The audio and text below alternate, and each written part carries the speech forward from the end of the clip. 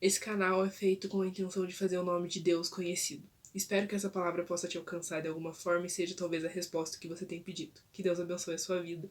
Vamos para a palavra de hoje.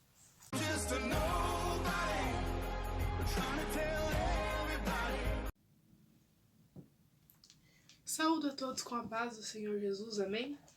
Abram suas Bíblias em Marcos 5, versículo 4. Porque tendo sido muitas vezes preso com grilhões e cadeias, as cadeias foram por ele feitas em pedaços, e os grilhões em migalhas, e ninguém o podia amansar. E andava sempre de dia e de noite, clamando pelos montes. Peraí, o versículo. Saúdo a todos com a paz do Senhor Jesus, amém? Abram suas Bíblias em Marcos 5, versículo 4. Porque tendo sido muitas vezes preso com grilhões e cadeias, as cadeias foram por ele feitas em pedaços, e os grilhões em migalhas, e ninguém o podia amansar. E andava sempre de dia e de noite, clamando pelos montes e pelos sepulcros, e ferindo-se com pedras. E quando viu Jesus ao longe, correu e adorou. Essa passagem fala sobre o endemoniado gadareno, que é retratado nos primeiros versículos como um homem que ninguém poderia segurar, como alguém que ninguém poderia controlar. Que todas as correntes e cadeias, quando ele colocado nelas, preso às correntes ou colocado dentro de cadeias, ele conseguiria arrebentar com todas elas, esses demônios, que depois são apresentados como legião, porque eram muitos, todos eram arrebentados e não havia ninguém forte o suficiente para segurá-lo. A Bíblia mesmo fala isso, em outras traduções é mais fácil de perceber, que ela fala claramente que nada era possível de controlar esse homem endemoniado. Porém, quando ele vê Jesus ao longe, o versículo 6 fala, e quando viu Jesus ao longe, correu e adorou. Não precisou que Jesus fizesse um movimento muito drástico, não precisou de cadeias, não precisou de grades, não precisou de ninguém segurando ele. Quando o endemoniado viu Jesus, correu e adorou, porque até os espíritos imundos reconhecem o poder e a grandeza de Jesus. Esse versículo, essa passagem, deixa muito claro que o que pra gente, pra nós que somos humanos, que somos falhos, que somos carne, é impossível, pra Jesus é algo que ele não necessita nem de muito esforço. Mais pra frente, no mesmo capítulo, é passado sobre a filha de Jairo e a mulher que tinha um fluxo de sangue. A filha de Jairo, que quando Jesus chegou à casa, todos já haviam a dada como morta, e Jesus falou, não, apenas creia, e depois falou, ela apenas dorme, e a guria voltou à vida. E a mulher do que tinha fluxo de sangue, que a medicina já tinha desenganado, que já tinha sofrido muito, que já tinha padecido, que já eram 12 anos que ela tinha essa luta, esse sofrimento, e ela sabia que ela só precisava tocar em Jesus, ela não precisava conversar com ele.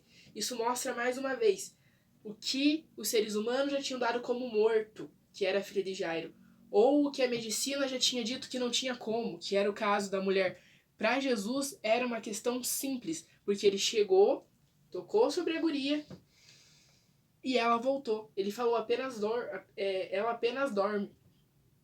E a mulher do fluxo de sangue, aquilo que todos os médicos, os melhores médicos, porque aparentemente se passa com que ela tinha uma condição financeira boa para procurar médicos, principalmente no começo, talvez no final já tenha gasto demais, já não estivesse mais conseguindo, mas o que os médicos já tinham falado que não tinha como, ela só precisou tocar nas vestes de Jesus, tendo fé, e Jesus mesmo fala, a sua fé te salvou, a sua fé te curou. Voltando ao endemoniado, quando Jesus desce do barco, ele fala, e o espírito imundo reconhece, e clamando com grande voz disse, isso versículo 7, que tenho eu contigo, Jesus, Filho do Deus Altíssimo. Os espíritos imundos o reconheciam, Jesus, Filho do Deus Altíssimo. Então como que seria possível que eles não se prostrassem? Como que eles não iriam ali pedir essa misericórdia? Tanto que para sair e entrar nos porcos que estavam ali, eles pediram permissão a Jesus.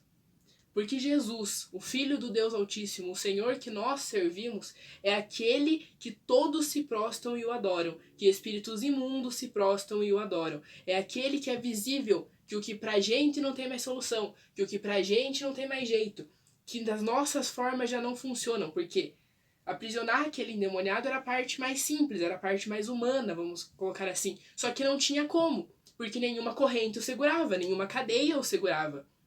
Então, da forma humana, não tinha como manter aquele homem ali. sem oferecer risco para ninguém, sem oferecer risco para ele mesmo. Era necessária a providência divina, era necessária a providência de Jesus. Sem ela não seria possível. Porque não precisou que Jesus fizesse um grande escândalo, precisou apenas que Jesus chegasse. Tem situação nas nossas vidas que não precisa de um grande alarde, precisa apenas da presença de Jesus. Não precisa de um grande desespero, dessas cadeias, dessas correntes e várias coisas. Precisa da presença de Jesus. Precisa que ele chegue e fale. Precisa que ele chegue e ordene. Aí não precisa de mais nada, porque a partir do momento em que Jesus está na situação, a partir do momento que ele ordenou, a partir do momento que ele entrou com a providência, não tem nada que revogue, porque não é filho do homem para que minta, não é homem para que minta, nem filho do homem para que se arrependa. A partir do momento que Jesus entra na situação e declara, não tem mais volta. A filha de Jairo mostra muito isso, porque já tinha dado como morta, a guria já tinha morrido, mas Jesus falou, não, ela apenas dorme. E logo ela voltou, logo ela levantou. Porque a partir do momento que Jesus declara algo sobre a sua vida, não tem ninguém que possa revogar.